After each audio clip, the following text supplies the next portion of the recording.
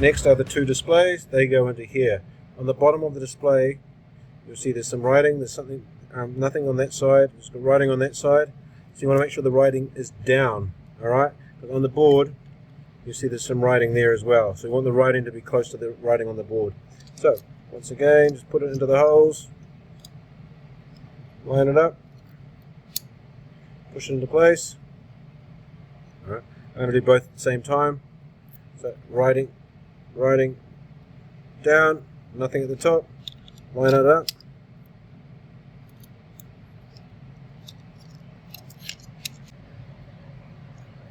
Alright, once you've done that, lie it down flat. Same as we have on everything else. I'm going to pin diagonal corners. So put some solder there, some solder there. Same on this one.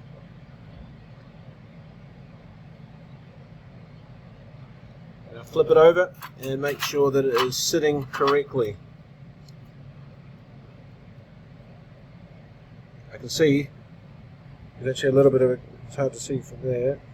Yeah, it's not quite sitting correctly. So it's good that I check in advance. So all I'm going to do is I'm going to hit up that one and give it a bit of push. There you go, popped into place. Rotate it around. Seems to be sitting pretty flush now. So now I'm going to lay it down and I'm going to finish off all the rest of those pins.